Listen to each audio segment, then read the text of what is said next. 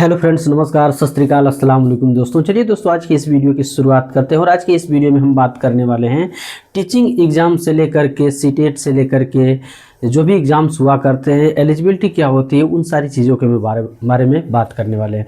तो अगर आप टीचिंग परीक्षा की तैयारी कर रहे होंगे तो आप सभी लोग को पता होगा कि उसके लिए या तो DLED यानी ग्रेजुएशन प्लस DLED या BEd की कोर्स की ज़रूरत होती है, डिग्री की ज़रूरत होती है। उसके बाद ही आप टीचिंग फील्ड में आ सकते हैं, चाहे वो प्राइमरी के टीचर बनना चाहते हो, चाहे वो जूनियर का, चाहे उसके अलावा TGT हो गया, PGT हो गया। तो फिलहाल हम इसमें प्राइमरी और जूनियर को लेकर के बात करने वाले हैं। तो ये हो गया एलिजिबिलिटी। और उसके बाद कोई भी आप स्टेट का टेट क्वालिफाई किए हों, चाहे वो सेंट्रल का जिसे सीटेट के नाम से जाना जाता है, और 8 फरवरी को उसका पेपर होने जा रहा है। तो उसी से रिलेटेड सब कुछ हो करके बात करेंगे और इसमें BPSC को भी शामिल करेंगे और यूपी के टीचिंग एग्ज़ाम्स के बाद को यानी कि सुपर टेट को भी कवर करते हुए चलेंगे। तो मेन इसमें होगा जो हमारा वो BPSC को लेकर के। तो चलिए सबसे पहले एलिजिबिलिटी की बात कर लेते हैं। और इसके लिए हमें जैसे ही हम DLED या BEd कोर्स कंप्लीट कर लेते हैं, उसके बाद हमें सीधा कोई एलिजिबिलिटी यानी कि टीचर एलिजिबिलिटी टेस्ट नाम से ये एग्ज़ाम कराए जाते हैं। ये सेंट्रल लेवल पे भी होते हैं और हर स्टेट का अलग अलग भी होता रहता है।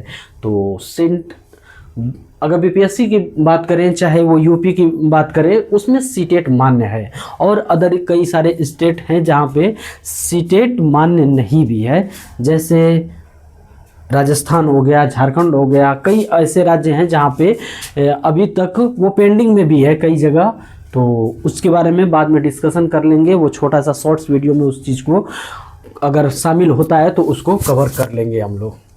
तो चलिए बात करते हैं प्राइमरी के बारे में। तो प्राइमरी में ये हमें 1 to 5th के लिए इसमें मिलता है और सीटेट पेपर 1 के नाम से इसे जाना जाता है। अगर सिलेबस की बात करें तो इसमें Hindi, English, CDP, EVS, math और सभी 30-30 नंबर के 30-30 क्वेश्चंस पूछे जाते हैं। यानी एक एक नंबर के सभी क्वेश्चंस हुआ करते हैं और सभी सेगमेंट से, सभी टॉपिक से, यानी कि हिंदी से 30, इंग्लिश से 30, CDP से 30, EVS से 30, मैथ से 30 और टोटल 150 अंक के 150 क्वेश्चंस दिए जाते हैं।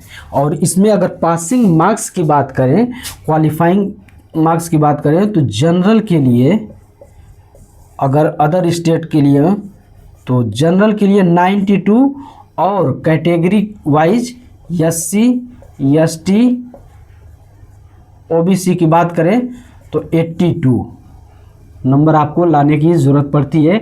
और ये कैंडिडेट भी अगर अदर स्टेट में जाते हैं, अदर स्टेट में, तो इनको भी 90 मार्क्स कंपलसरी हो जाता है। तो यही मान के चलिए आप कि 90 मार्क्स ही आप मान के चलिए, 82 को छोड़ दीजिए। तो ये हमारा क्वालिफाइंग मार्क्स हो गया, यानी नो निगेटिव मार्किंग, कोई निगेटिव मार्किंग नहीं होता। ये हो गया पेपर 1 का सिलेबस। अगर इसमें भी बात करें थोड़ा सा डिटेल्स में, तो इसमें 15 मार्क्स का होता है। 15 में ये पेडागोजी आती है, पेडागोजी हो गया। और 15 मार्क्स का ये हिंदी प्रॉपर, जिसमें कॉम्प्रिहेंशन हो गया, ग्रामर हो गया, तो ये पूछा जाता है 15। ऐसे ही सेम इंग्लिश में भी हो गया। CDP तो टोटल रहती ही है, EVS में भी और मैथ में भी। तो ये 15 नंबर का प्रॉपर सब्जेक्ट से होता है और 15 नंबर CDP। यानी कि अगर फर्स्ट पेपर या सेकेंड पेपर की भी बात करें तो दोनों को अगर क्वालिफाई करना है तो CDP आपको अच्छे से पढ़ना होगा, तो बहुत ही आसानी से सीटेट क्लियर किया जा सकता है। अब हो गया हमारा पेपर 1। पेपर 2 की बात करें तो हिंदी, इंग्लिश और उसमें CDP, ये सारी चीज़ें सेम हुआ करती है फर्स्ट पेपर की तरह। बस इसमें ये अलग हो जाता है SST सोशल साइंस। इसमें आपको 40 रेशियो 20 का हो जाता है। 40 आपके सब्जेक्ट से पूछ लिया जाता है। 40 आपके, छोटा दिख रहा होगा लेकिन मैनेज कीजिएगा, 40 आपके सब्जेक्ट से हो जाता है, 20 इसमें पेडागोजी से। तो बहुत लोग ऐसे होते हैं कि पढ़ना स्टार्ट तो कर देते हैं लेकिन प्रॉपर सब्जेक्ट की जानकारी के बगैर ही वो ऐसे ही रैंडम पढ़ते रहते हैं, जिसकी वजह से सीटेट इतना डिफ़िकल्ट हो जाता है। मैं आपको बता दूं कि सीटेट इतना भी डिफ़िकल्ट नहीं है। मैं आपको बता दूं कि लास्ट ईयर में मेरा 7 दिन बचा था एग्ज़ाम्स, और 7 दिन में मैं आपको बता दूं कि फर्स्ट सेमेस्टर में जब थे हम डीएलएड में, उसी समय हमने सीटेट क्लियर किया। और मैं मानता हूं कि बहुत ज़्यादा नंबर नहीं ला करके हमने क्लियर किया था, 92 नंबर लाए थे हम। और सीडीपी के बारे में मुझे कुछ नहीं पता था। सीडीपी कौन से ग्रह से आया है, कैसे आया है, क्या होता है, पेडोलॉजी क्या होता है, इसका कुछ भी जानकारी नहीं था। और डीएलएड फर्स्ट सेमेस्टर के एग्ज़ाम में अभी हुआ नहीं था, उसी समय बस एडमिशन ले लिया था हमने, उसी समय हमने दिया था और 92 यानी कि क्वालिफाई हो गया। तो 7 दिन मात्र पढ़े थे। और अगर क्लास की बात करें तो हिमांशी मैम का 7 से 8 मैराथन टाइप के लेक्चर थे, वहीं बस देखे थे, और 2-4 और इधर उधर से 1-2 प्रीवियस ईयर देख लिए थे। इतना समय ही नहीं मिल पाया था, तो 7 दिन में जितना कुछ हो सका उसी में हमने तैयार किया। लेकिन ये था कि मतलब सिलेबस थोड़ा देख लिए थे अच्छे से। तो वही चीज़ मैं बता रहा हूँ कि सिलेबस अच्छे से देख लीजिए, और Hindi English CDP, Hindi English CDP और अच्छे से तैयार कीजिए। 3 टॉपिक में ही आपका 90 हो जा रहा है, लेकिन थोड़ा बहुत भी इसमें ला देंगे, थोड़ा बहुत इसमें गलती भी हो गया तो ये आपका कवर हो जाता है। तो वही चीज़ें हैं एसएसटी, इसमें हमने सब्जेक्ट का बताया 40 सब्जेक्ट से, यानी कि हिस्ट्री हो गया, जियोग्राफी हो गया, पॉलिटी हो गया, इसमें से ये सब्जेक्ट का हो गया 20 पेडोलॉजी से हो गया। तो ये वो भी 150 मार्क्स, यानी 150 मार्क्स, इसमें भी सेम वही 90 मार्क्स क्वालिफाइंग। उसके बाद अब हम बात करते हैं बीपीएससी का। अगर प्राइमरी वाला ये पोर्शन क्वालिफाई कर लेते हैं तो आपको इसमें मौका मिलेगा। अगर इसमें ये पेपर 2 क्वालिफाई कर लेते हैं तो इसमें आपको मौका मिलेगा, यानी कि 6 to 8 में जूनियर में। और अगर ये पेपर 1 क्वालिफाई कर लेते हैं तो इसको आप में पीपीएससी प्राइमरी टीचर में आपको पार्टिसिपेट करने का मौका मिलेगा। अगर दोनों ही क्वालिफाई कर लेते हैं तो इन दोनों में ही आपको मौका मिलेगा। तो चलिए बात करते हैं सबसे पहले प्राइमरी के बारे में। तो ये हो गया बीपीएससी प्राइमरी टीचर का, और इसमें 2 पार्ट, ऐसा कुछ पार्ट तो खास कुछ डिवाइड नहीं है, हमने पार्ट में ऐसे ही समझाने के लिए बताया है, और वहाँ पे भी पार्ट ही समझिए। फर्स्ट में पार्ट की बात करें तो लैंग्वेज में 30 क्वेश्चंस पूछे जाते हैं आपसे, जिसमें 8 इंग्लिश और 22 हिंदी के, जिसमें 9 क्वालिफाइंग मार्क्स होते हैं। एकदम माइंड में इसको बिठा लीजिए। पहले सिलेबस कुछ अलग था लेकिन अब चेंज हो गया है। तो ये भाषा के 30 क्वेश्चंस 30 नंबर के पूछे जाते हैं, जिसमें इंग्लिश के 8 और ये 22, और इसमें से दोनों में से मिला करके आपको सिर्फ 9 सही करने होते हैं, और ये क्वालिफाइंग मार्क्स होता है। इसका ये मेरिट में नहीं ऐड होता है, ये सिर्फ क्वालिफाइंग 9 नंबर ला लीजिए, 9 क्वेश्चन सही कर लीजिए, और निगेटिव मार्किंग भी नहीं होती है। उसके बाद ये पार्ट 2 हो गया। पार्ट 2 की बात करें तो इसमें जो पिछले 3 टीआरई एग्ज़ाम हुआ है उसमें से हमने ये रेशियो निकाला है। ऑलमोस्ट इतना ही रेशियो आया है कि इतना ही लगभग 16 के एवरेज हमने दिया है तीनों का मिला करके। कहीं 1-2 क्वेश्चंस ज़्यादा 1-2 क्वेश्चंस कम हो सकते हैं। तो ये अगर मैथ की बात करें, गणित की बात करें तो 16 क्वेश्चंस के आसपास एवरेज पूछा जाता है।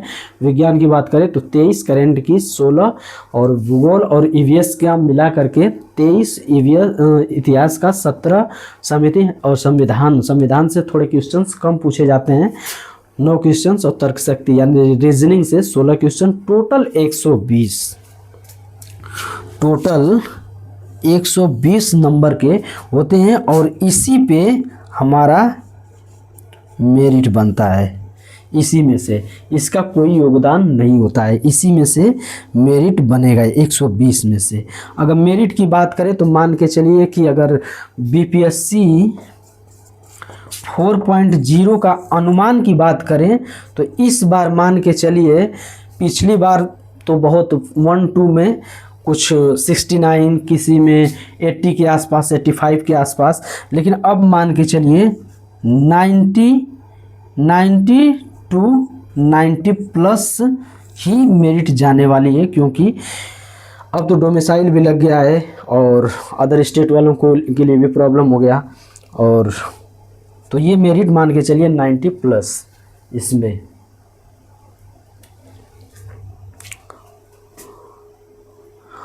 अब हो गया प्राइमरी का, ये हो गया हमारा 6 to 8। तो अब इसको भी थोड़ा सा देख लेते हैं, इसको हम नीचे से देखेंगे। 6 to 8 ये जूनियर के लिए है, जूनियर की वैकेंसी है और ये भी 4 पॉइंट के अंतर्गत आने वाली है। तो पहले सेम वही है जो हमने बताया था, लैंग्वेज भाषा में 30 क्वेश्चंस पूछे जाते हैं, 8 इंग्लिश के, 22 हिंदी और उसके बाद 9 नंबर पे क्वालिफाइंग मार्क्स 9 नंबर लाना होता है। उसके बाद पार्ट 2 की बात कर लेते हैं इसमें। उसके बाद यहाँ पे ये सारे टॉपिक से 8 क्वेश्चंस 8 नंबर के पूछे जाते हैं, जिसमें मैथ, विज्ञान, करेंट, भूगोल, इतिहास, मैथ, विज्ञान, करेंट, भूगोल, इतिहास, history, geography, current, science, math. तो ये 8 नंबर, टोटल 40 मार्क्स के 40 क्वेश्चंस, 40 मार्क्स के 40 क्वेश्चंस पूछे जाते हैं। और ये हो गया 40 नंबर। और अब जो पार्ट थर्ड होता है, ये आपका सब्जेक्ट कॉम्बिनेशन से, जो आपके ग्रेजुएशन में 2 सब्जेक्ट होने चाहिए, उसी में से 2 सब्जेक्ट आपके शामिल किए जाते हैं। इसमें जियोग्राफी, पॉलिटी और हिस्ट्री, जियोग्राफी, पॉलिटी और सोशल साइंस, इन चारों में से कोई भी 2 सब्जेक्ट आपको, हिस्ट्री भी होती है, और उसमें से 2 सब्जेक्ट आपको लेना होता है, तो जो ग्रेजुएशन में आपका मैच करना चाहिए। इसमें लैंग्वेज सब्जेक्ट भी होता है, तो उसका आप क्या कॉम्बिनेशन होता है वो देख लेंगे आप अपने हिसाब से। और इसके पिछले वीडियो में हमने बताया हुआ था, तो वहाँ से भी देख सकते हैं सब्जेक्ट कॉम्बिनेशन क्या होता है और कैसे होता है। तो ये आप समझ पा रहे होंगे कि सब्जेक्ट से आपका होता है। तो 2 सब्जेक्ट आपको लेने होते हैं, साइंस का अलग है, मैथ का अलग है, सब आप जानते होंगे इसको। अब तक मुझे लगता है कि कोई बाकी नहीं होगा जानने के लिए। तो ये हो गया हमारा 2 सब्जेक्ट 40 मार्क्स के पूछे जाते हैं। ये टोटल 80 मार्क्स के हो जाते हैं। तो 80 नंबर का ये और 40 नंबर का ये, टोटल 120 पे इसकी मेरिट बनती है।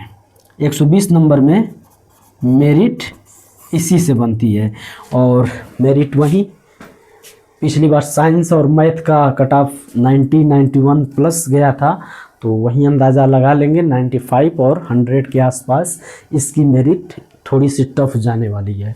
तो ये हो गया जूनियर के लिए, ये हो गया प्राइमरी के लिए, ये हो गया CTET paper 1, CTET paper 2, syllabus, वो सिलेबस और ये सिलेबस। तो इस प्रकार से हम सिलेबस को ओवरव्यू के रूप में कवर कर चुके हैं। और बाकी अगर किसी प्रकार की प्रॉब्लम्स आए, कोई और भी टॉपिक से संबंधित कोई क्वेश्चन हो, सवाल हो, तो कमेंट बॉक्स में कमेंट करके पूछ सकते हैं।